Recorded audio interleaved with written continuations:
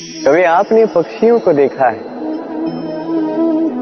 किस प्रकार मनुष्य संतान को जन्म देता है, पक्षी भी संतान को जन्म देते हैं। और जैसे ही इस संतान का इस संसार में प्रवेश हो जाता है, वो पक्षी उसे सहेज के रखता है, उसका ध्यान रखता है, उसके लिए घोंसला बनाता है, उसके लिए दूर कहीं से भोजन ले आता है, अपनी चोंच से उसके मुख में भोजन उसे खिलाता है, सब कुछ करता है।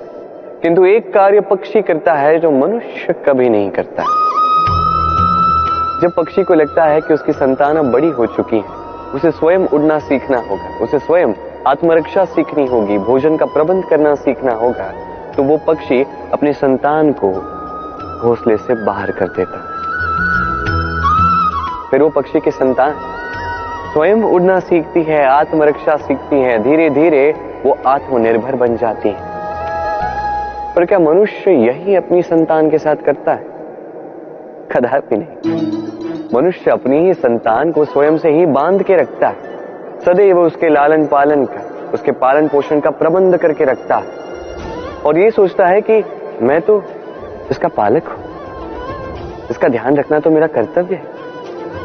पर नहीं, यही कार्य करते करते वो धीरे धीरे अपनी ही संतान का शत्रु बन जाता है, उसके विकास का शत्रु बन जाता है। इसलिए जब संतान बड़ी हो तो प्रेम अवश्य रखिए, किंतु पक्षी की भांति कठोर भी होना होगा, तभी उनका विकास होगा।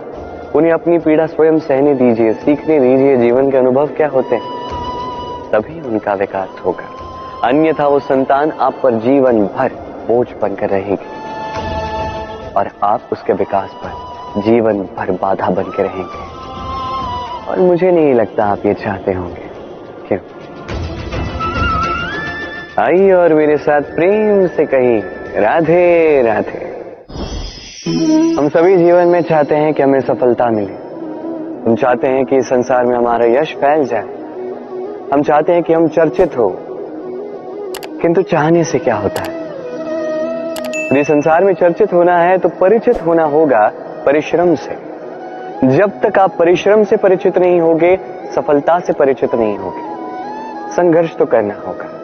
हर दिन, हर वर्ष, जीवन की हर परिस्थिति में हो सकता है नई नई बाधाएं आए, नए नए चक्रवात आए। और आवश्यक नहीं कि हर चक्रवात विनाश के लिए ही आता है। कुछ चक्रवात आपका मार्ग प्रशस्त करने के लिए भी आते हैं, आपके मार्ग को साफ करने के लिए भी आते हैं। यदि आपको उदाहरण दूं तो जब बाढ़ आती है, जब घर बह जाता है, तो हम हताश हो जाते हैं, हम दुखी हो जाते हैं। परंतु वही बाढ़ हमारी धरा को इतना उपजाऊ बना देती है कि उस उपजे अन्न से हम वैसे और 10 घर बना सकते हैं। तो सकारात्मक रहिए और हर संघर्ष के लिए तत्पर रहिए, जीवन में बहुत आगे जाएंगे। तो आइए और मेरे साथ प्रेम से कहिए, राधे राधे। जीवन में कभी कभी हम उन परिस्थितियों में फंस जाते हैं जहां हमें लगता है कि हमें कुछ नया करना है,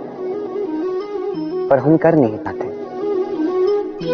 क्योंकि कहीं ना कहीं हम परंपराओं से बंधे हैं और हम उन परंपराओं को तोड़ना नहीं चाहते। एक ही प्रश्न आता है मन में, 4 लोग क्या कहेंगे, 4 लोग क्या सोचेंगे। मैं आपसे पूछता हूं, कौन है ये 4 लोग? जब आपका जन्म हुआ तब ये 4 लोग कहां थे? जब आप किसी विकट समस्या में फंस जाते हैं तब ये 4 लोग कहां होते? क्या आगे से आपको हाथ देते? क्या उन समस्याओं का सामना आप स्वयं करते हैं? इन 4 लोगों की चिंता त्यागिए। यदि आपको जीवन जीना है तो चिंतन कीजिए कि जीवन में क्या शुभ है और क्या शुभ कर सकते हैं। यदि वो धारा के विपरीत बहता है तो संघर्ष कीजिए, किंतु 4 लोगों की चिंता मत कीजिए। ये सोचिए कि जीवन में आप कौन से शुभ कार्य कर सकते हैं। ये सोचिए कि कहीं कोई आपने ऐसा कर्म तो नहीं कर दिया जिसके कारण किसी का हृदय आहत हुआ है। शुभ पे अपना ध्यान केंद्रित कीजिए, आपके जीवन में सब कुछ शुभ ही शुभ होगा। तो आइए और मेरे साथ प्रेम से कहिए, राधे राधे। आजकल आपने देखा होगा, माता पिता संतान से केवल प्रेम ही नहीं करते, उनके मुंह में पड़ जाते। विद्यालय भी भेजते हैं तो सारी सुख सुविधाओं के साथ। प्रयास करते हैं कि सदैव संतान उनकी दृष्टि के समक्ष ही रहे। किंतु भूल जाते हैं एक अत्यंत महत्वपूर्ण बात कि संतान को एक नया दृष्टिकोण देना भी तो उन्हीं का कर्तव्य है।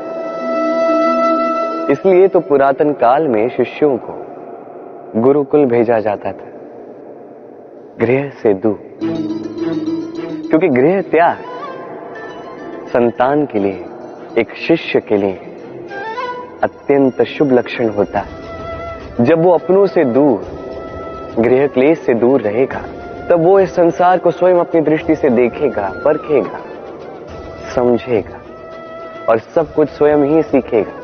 सीख जाएगा कि कब आक्रमण करना है, कब पीछे हटना है, कैसे इस संसार का सामना करना है। और ये आपकी दृष्टि उसे नहीं सिखा सकती, इसका अनुभव ही उसे सिखा सकता है। इसलिए स्मरण रखें, यदि आप चाहते हैं कि आपके संतान का विकास हो तो कई बार उसे स्वयं से दूर ले जाना पड़ता है। स्वयं मोह में रहेंगे तो उसका विकास कभी नहीं होगा।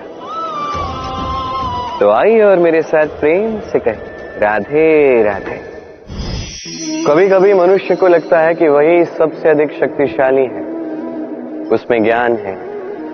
देखिए, ये अच्छी बात है कि आप में शक्ति हो, ज्ञान हो, और ये केवल आपके लिए ही नहीं, ये समस्त समाज के लिए, देश के लिए, अपितु समस्त वसुधा के लिए आवश्यक है।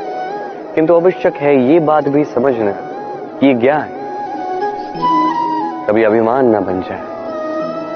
जब मनुष्य में ज्ञान होता है तो वो राम बन जाता है। राम जो समुद्रों पर सेतु बनाता है, वानर सेना से राक्षस राज को पराजित करता है और सदा सदा के लिए सभी के लिए आदर्श बन जाता है। और यदि मनुष्य में अभिमान हो तो वो रावण बन जाता है। दुष्दिशाओं में भले ही यश क्यों ना हो, वो राक्षस बन जाता है, अपने साथ साथ समस्त कुल का विनाश कर देता है।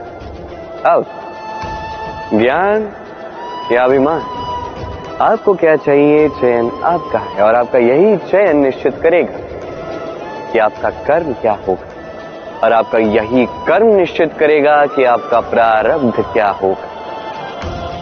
तो शुभ कर्म कीजिए और मेरे साथ प्रेम से कहिए राधे राधे।